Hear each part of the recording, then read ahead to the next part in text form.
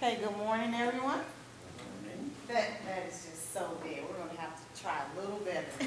Good morning, everyone. Good morning. I'm a very high energy, energetic type of person. So you'll get a lot of energy from me. And when I give you that energy, I'm asking you to give me that energy back. And the reason I'm saying that is because when we talk about being culturally responsive, you don't know what type of individuals that you have in the room. And when we talk about educating our children and talk about educating adults, specifically when we're talking about preparing adults that want to work with our children, you have to be passionate and you have to have a lot of energy. When we think about what's going on in our school systems across the country, regardless if we're talking about K-12 systems or collegiate systems, we know that our school populations are increasingly becoming more diverse. And with that being said, we need to make sure that we're prepared, we're willing, and we're ready to do what's in the best interest of our children.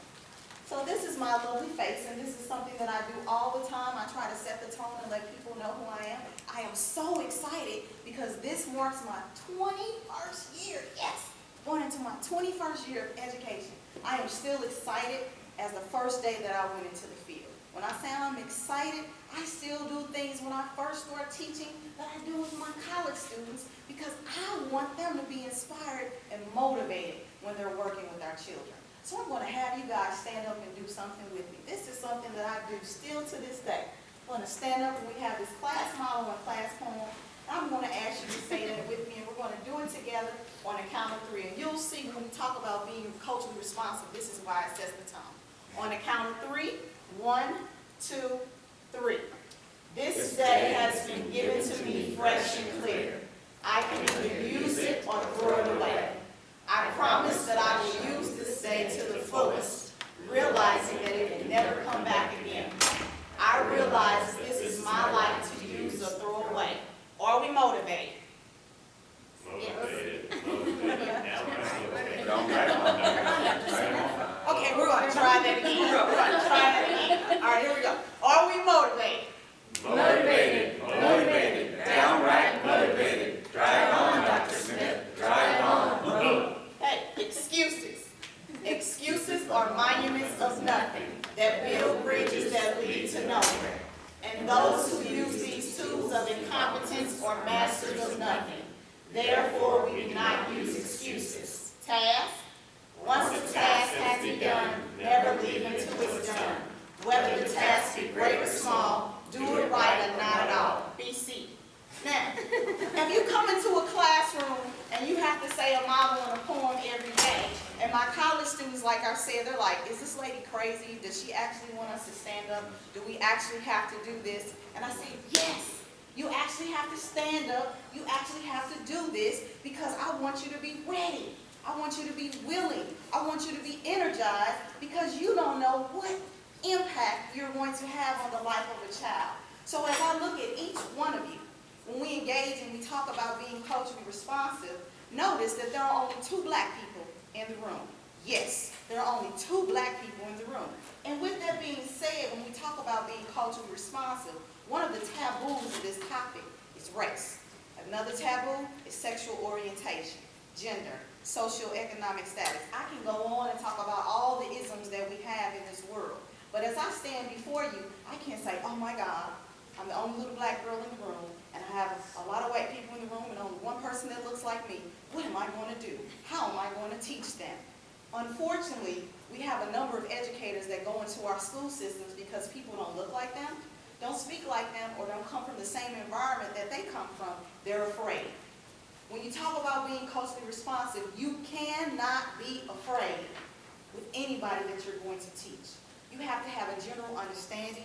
You have to have a love. You have to be passionate. So when I look at you, I got to look at you and say, he's going to be a doctor. She's going to be a lawyer. He's going to be a teacher. He's going to be a surgeon. I can look and say, because of the things, the images, the messages that we hear from society, when we look at some of our children, we're bombarded on a daily basis with negative images. And so one of the key things when we talk about being culturally responsive, the first thing that you have to deal with is you have to say that there is a disconnect. And so over my years of experience, what I have come to find is we have the child in the center. And the child travels between these 4 entities or these 4 subgroups: the home, the school, the community, and the church. I use the word church. I'm talking about any religious entity. I use church because we're all familiar with the word church. So if you go to a synagogue or a mosque, I'm not excluding you. Church is just any religious entity. And so as the child travels between this entity, and when I use the word child, I'm not just talking about elementary, middle, high school, and adults. When we travel between those entities, right now there appears to be a disconnect because these are very different cultural groups.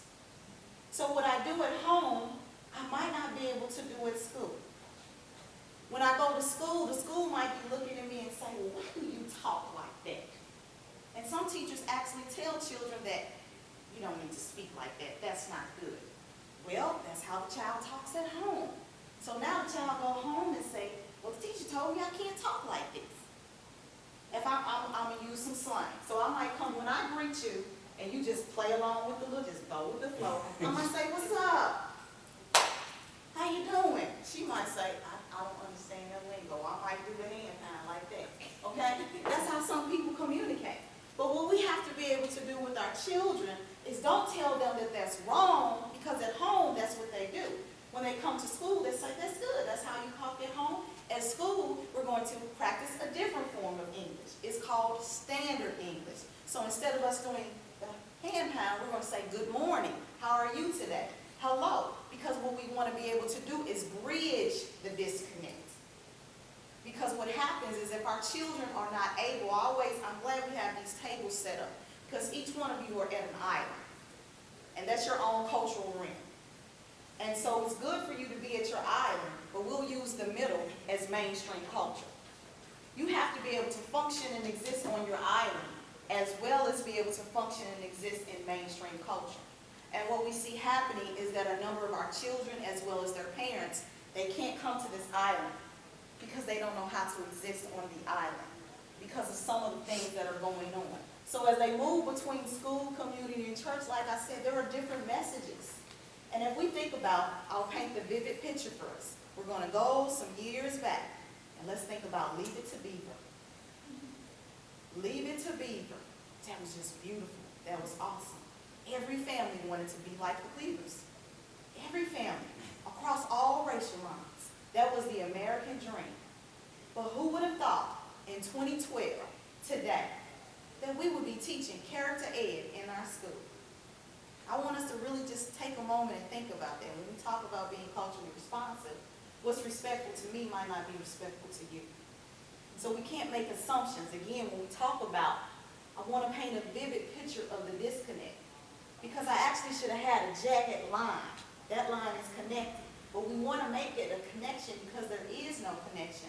And so we have to be willing to work together to bring that connection together. And so in order for us to do that, before we can even dive into being culturally responsive, the first thing that we have to be able to do is we have to identify with who we are. I want you to really just take a moment and think about that. Who are you? If you can't identify with yourself and know who you are, you can't even begin to work with anybody else. Because all of us come into the room with bags. We have to be able to sit those bags down because nobody wants to hear your baggage. They don't want to hear your mess.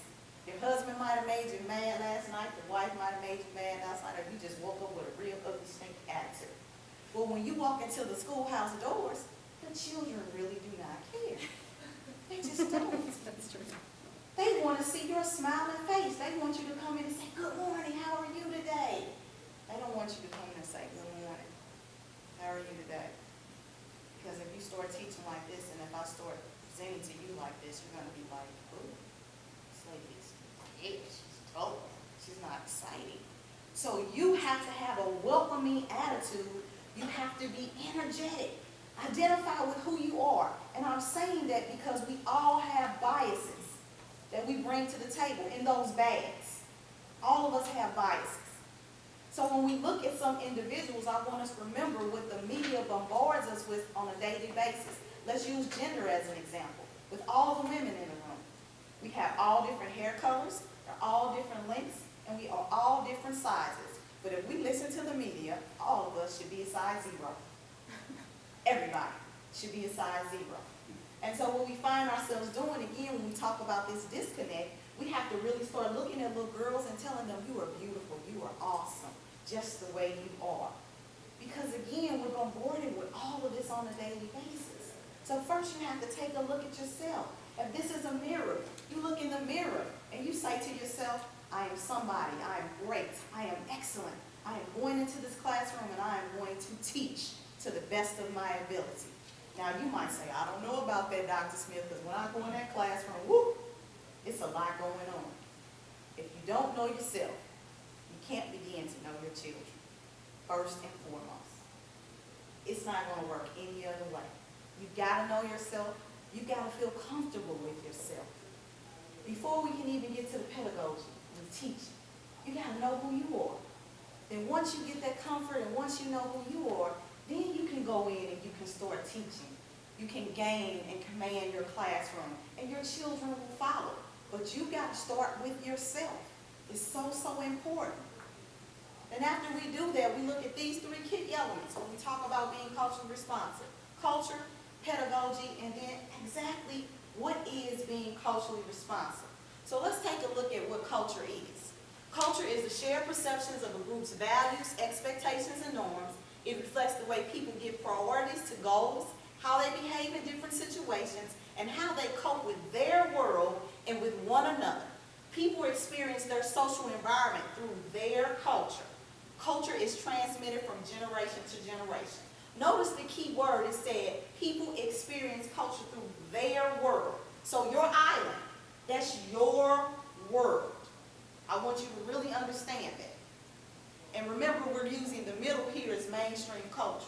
So what I do on my island, when I come to school or when I go to the community or when I come to church, I might not be able to do that in the mainstream culture. And again, teachers have to understand that, as well as the students and the parents have to understand that. So we have to create a common ground so that everybody can be on the same page. That's why I'm saying when I use the example of language, when we talk about being culturally responsive. Let's talk about English language learners in specific. Now we know that there are some school systems that use sheltered English immersion systems where they just want you to do total English and nothing else. Well, a master teacher, a master educator knows that that is not the most efficient and effective way to work with ELS. So you have to keep that in mind. Again, going back to who am I? If you have students in your room and they speak other languages, some of us become uncomfortable because we're uncomfortable with ourselves. So we attack them and tell them don't speak that language. Well, when you come, just imagine, we're going to pretend we're going on a trip. We're going to go to Russia on Alaska.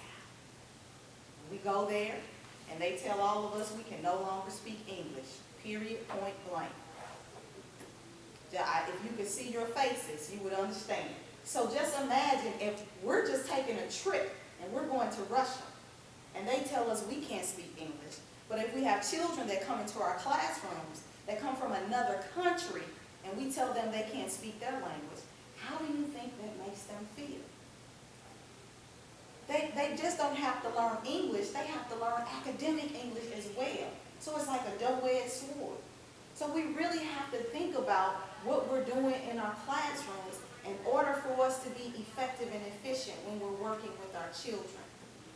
We don't know what type of child is coming into our classroom, but as the educator, it is our responsibility to be able to identify with each individual in that room and engage in strategies and practices that are beneficial to those individuals, not you. I'm going to say that again. Engaging in practices and strategies that are beneficial to the individuals in the room, not you. Teaching is not about you.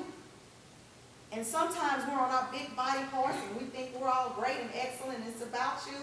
No, boo-boo, I want you to come back to earth. It's not about you. It's about the individuals you're responsible for educating. So you have to see what works for them. Standing up and just doing a lecture all day might not work for them because everybody in your classroom might not be audio learners. They might be visuals. They might need to see pictures. They might need to get up out the seat. Think about how long school is, 6-point-something hours a day. And if we, as adults, had to sit in chairs 6-point-something hours a day, we would be upset ourselves. So we need to make sure that we're engaging in different strategies and techniques. So learn what your students' learning styles are. Am I saying you're going to teach to every learning style, every day, every way? No, but you're going to differentiate that instruction so that you have the opportunity to do that. The pedagogy, the philosophical framework of our teaching, the lens in which we plan, carry, and reflect our teaching, and the art and science of teaching.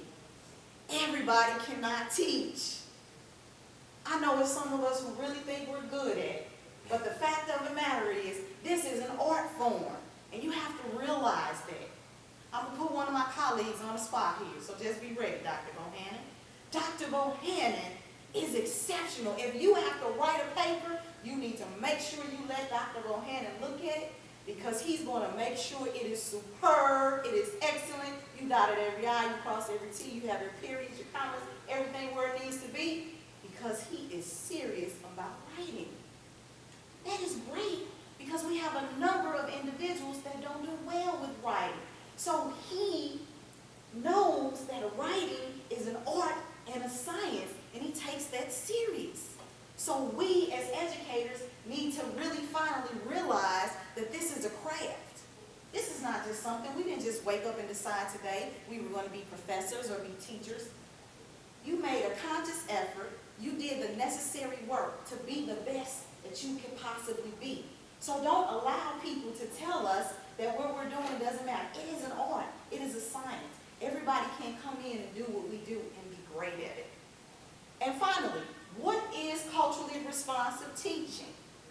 In a nutshell, according to Geneva Gay, culturally responsive teaching is using the cultural knowledge, prior experiences, and performance styles of diverse students to make learning more appropriate and effective. So basically what we're doing, we're teaching to and through the students so that they can have an understanding of what it is that we're expecting them to do. We have to be on the same page. It is so, so important. And in order to do that, one of the things we have to make sure that we're doing, these are some common things. We have to make sure that we communicate high expectations. When we started out with the class motto, and we started out with the 2 poems. So the motto set the tone. The motto lets you know and let me know as the educator that we're in this together. We're in it to win it. I'm not just here to teach. This is a give-take situation. So we're going to do this together to make sure we're doing the best. The poem Excuses, that's letting all of us know that we don't have time for excuses. There are no rooms for excuses because we're here to get the job done. And then task lets us know that if we start a task, we're going to complete that task, or we're not even going to start it at all. So we're starting those expectations up here, not down here, not low, because your students will meet you where you are. If you don't set the expectation, they're going to set the expectation for you. So you make sure you keep that in mind. Active teaching methods. Again, making sure we're differentiating instruction, doing different things.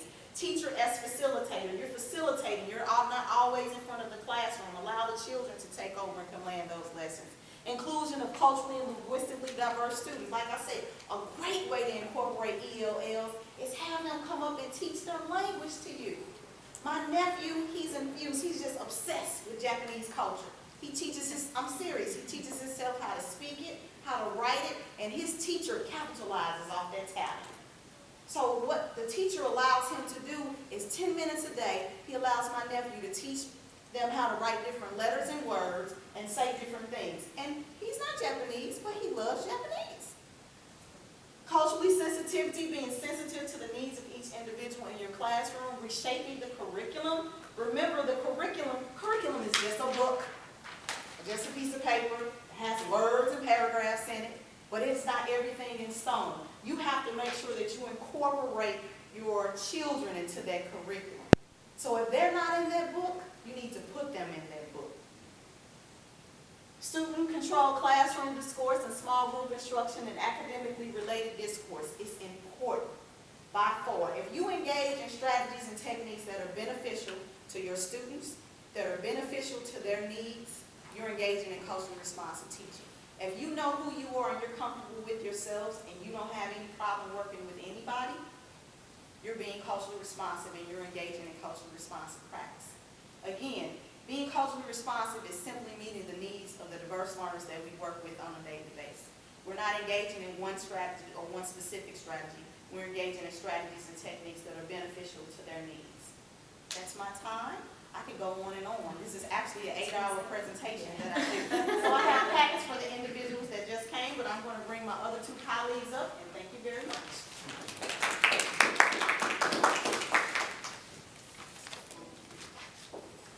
You have the forms of that packet. Yes. As soon as I move this.